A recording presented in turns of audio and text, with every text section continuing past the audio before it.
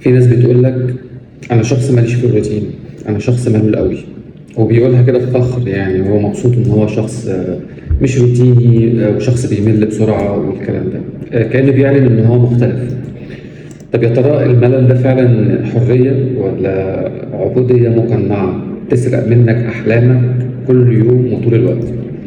الناس بتتصور إن النجاح دايما مرتبط بقى بالإلهام وبالمزاجية وبالأفكار البراقة والكرياتيف اللي بتطلع في لحظة صفا، وهو مسافر سفرية معينة، ولا بيغير جو في مكان، ولا النهاردة قرر إنه ما يروحش الشغل زي كل يوم ويطلع يقعد في الكافيه كده يروق حاله ويشوف كده الفكرة ممكن تجيله ولا لأ. لكن الحقيقة إن سر أي نجاح كبير دايما بيبدأ بخطوات صغيرة بس بتتكرر معاك كل يوم.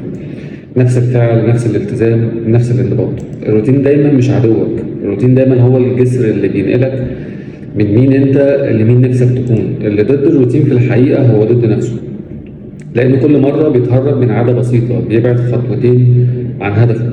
الحرية الحقيقية مش إنك تعمل اللي نفسك فيه على فكرة، الحرية إنك أنت تتحكم في نفسك وشهواتك وتقول لأ لما الكل كان بيقول نعم، وتقوم بدورك لما كل العالم نايم وانت بس اللي صاحي وقاعد بتشتغل وقاعد منضبط على العاده اللي انت مكمل فيها. الانضباط هو اللي بيخليك تشتغل حتى لو مفيش حد بيشجعك، هو اللي بيخليك تكمل حتى لو مفيش نتيجه واضحه ظاهره قدامك دلوقتي، هو اللي بيحول احلامك من كلام لحقائق والنجاحات. اسال نفسك كده، كم مره بدات حاجه بحماس وبطلت بعد يومين ثلاثه؟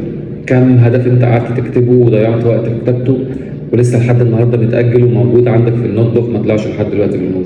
كم مرة قلت هبدأ من بكرة وجي بكرة ومفيش أي حاجة اتغيرت؟ اللي بيوصل دايما مش اللي أذكى ولا اللي عنده حظ، اللي بيوصل ده هو اللي بيصحى كل يوم وبيعمل اللي لازم يتعمل، حتى لو زهق، حتى لو تعب، حتى لو مش شايف النتيجة دلوقتي من اللي هو بيعمله.